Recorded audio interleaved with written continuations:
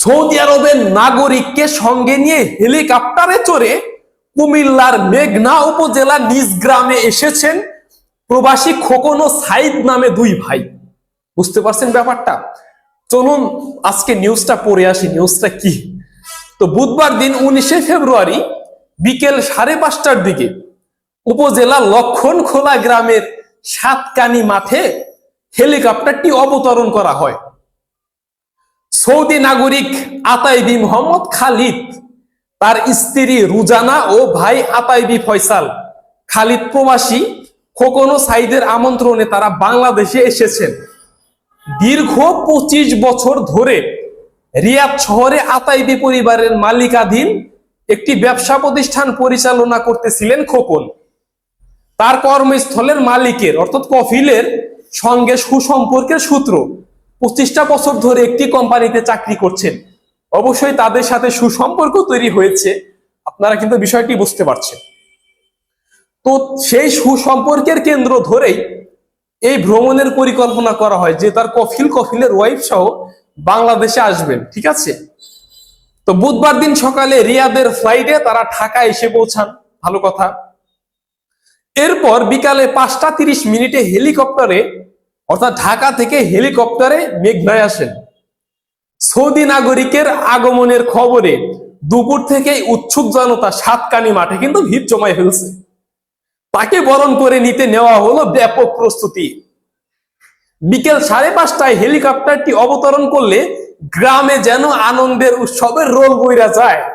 তো খবর পেয়ে দুপুর থেকেই উৎসুক জনতা সাতকানি মাঠে আইসা পড়েন। তাকে বরণ করে নিতে ব্যাপক প্রস্তুতি।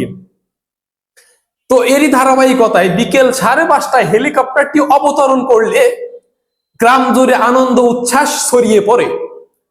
স্থানীয় ইউপি চেয়ারম্যান মুজিবুর রহমান মুজিব ও খোকন চৌধুরী সৌদি নাগরিক আতাইবি মোহাম্মদ খালিদ ও তার পরিবারকে ফুলের মালা পরিয়ে বরণ করেন। পরে তাদের লক্ষণখোলা গ্রামের নিজ বাড়িতে নিয়ে যাওয়া হয়। এ সময় মেঘনা থানা পুলিশের একটি দল ও স্থানীয় লোকজন সেখানে উপস্থিত ছিলেন।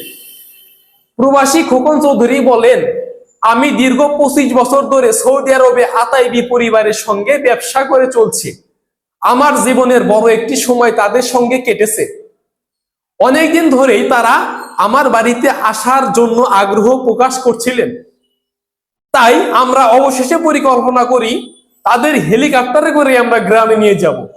তিনি আরো জানান, সৌদি নাগরিক আতাইবি মোহাম্মদ খালিদ ও তার পরিবার বাংলাদেশে 10 দিন অবস্থান করবেন। এরপর তারা একসঙ্গে সৌদি আরবে ফিরে যাবেন। ঠিক আছে?